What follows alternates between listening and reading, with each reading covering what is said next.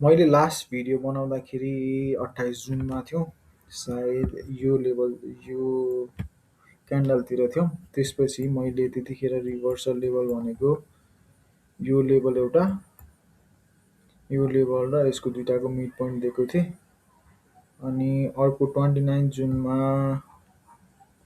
राम्रै support type लिए पनि नेक्स्ट क्यान्डलमा एकदम डिसरेस्पेक्ट गरेर सिधै तल गएको छ। अनि त्योभन्दा तलको यो मिड पोइन्टमा चाहिँ एकचोटि पनि रेस्पेक्ट नगरिकन सिधै तल गएको छ। 8 जुलाईमा अलिअलि रेस्पेक्ट गरे जस्तो भएको थियो, तैपनि गरेन। सो मैले प्रिभियसली दुइटै दिएको लेभललाई डिसरेस्पेक्ट गरेपछि योभन्दा त्यसपछि मैले भिडियो बनाएको थिइनँ। तर नेक्स्ट लेभल भनेको यो थियो। यसलाई मजाले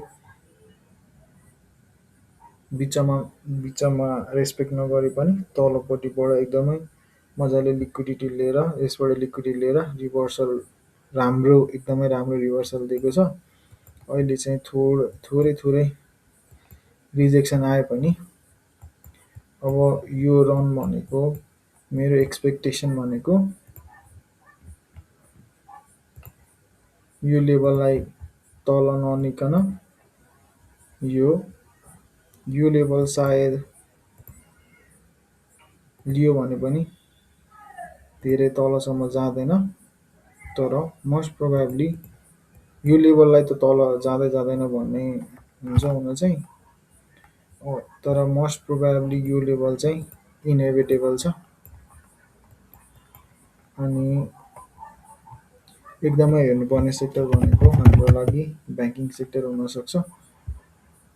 अनि यसको लागि हाम्रो लागि अहिलेको लागि लेभल यही नै हो, अथवा योभन्दा अझ माथि पनि लिन सकिन्छ। यति माथि अथवा कति माथि लिन सकिन्छ। तर अहिलेको लागि एकदम मिनिमम क्राइटेरिया राखेर नेप्सेर ब्याङ्किङलाई मात्रै हेर्दाखेरि हुन्छ। यो पनि जान सक्छ बिकज यदि ब्याङ्किङले राम्रै रन लियो भनेदेखि यो चाहिँ मिनिमम जाने नै भयो। योभन्दा माथिको अपसाइड कतिसम्म जान्छ ठ्याक्कै त भन्न सकिँदैन अहिले नै। अब टाइम बित्दै जाँदाखेरि के हुन्छ कसो हुन्छ थाहा हुँदै जान्छ। जस्ट मोनिटरी रिपोर्ट पछिको सानो डाउनमुभ पछि राम्रो अब अपमुभ आउन चान्सेस एकदमै हाई प्रोबेबल छ है त।